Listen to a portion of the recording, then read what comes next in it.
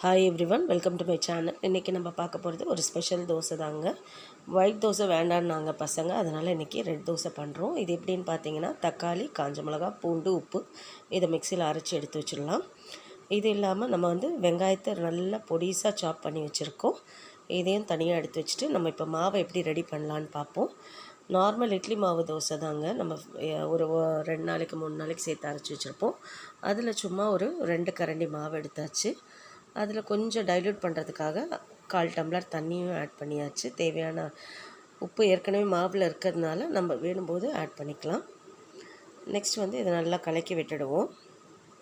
இப்போது இதில் தான் நம்ம என்னென்ன ஆட் பண்ண போகிறோன்றதை பார்க்கலாம். கொஞ்சம் ரவை, நம்ம தண்ணி கொஞ்சம் ஆட் பண்ணியிருக்கிறதுனால கொஞ்சம் ரவை. எதுக்கு ரவைன்னு பார்த்தீங்கன்னா, கொஞ்சம் முருகலாக வரும் இந்த தோசை, அதுக்காக ரவை கொஞ்சம் ஆட் பண்ணியாச்சு.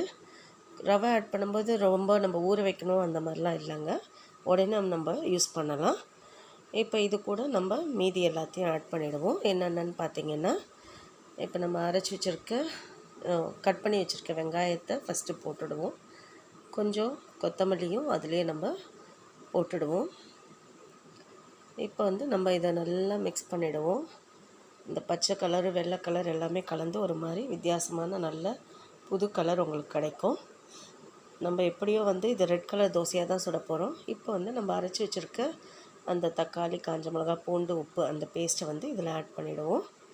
இப்போ இதை ஆட் பண்ணி பார்த்திங்கன்னா தெரிஞ்சிடும் எப்படி இந்த ஒயிட் மாவு ரெட் கலர் தோசைக்கு ரெடி ஆகிடுதுன்னு பாருங்கள். ஸோ நல்லா மிக்ஸ் பண்ணிவிடுவோம். அவ்வளோதாங்க. கல்லை நம்ம தோசைக்கல்லை அடுப்பில் போட்டுட்டு கொஞ்சம் இதுக்கு எண்ணெய் நல்லா ஊற்றினா தான் கொஞ்சம் முருகலாக வருங்க. ஸோ இப்போ ஒரு கரண்டி மாவு எடுத்து நம்ம தோசை வார்த்தாச்சு. கொஞ்சம் எண்ணெயும் நம்ம சேர்த்துடலாம். இப்போ இதை திருப்பி போட்டு கொஞ்சம் முருகலாகவே இருக்கணும்னா இன்னும் கூட கொஞ்சம் எண்ணெய் ஊற்றிக்கோங்க. ஸோ இதுதாங்க ரெட் கலர் தோசை.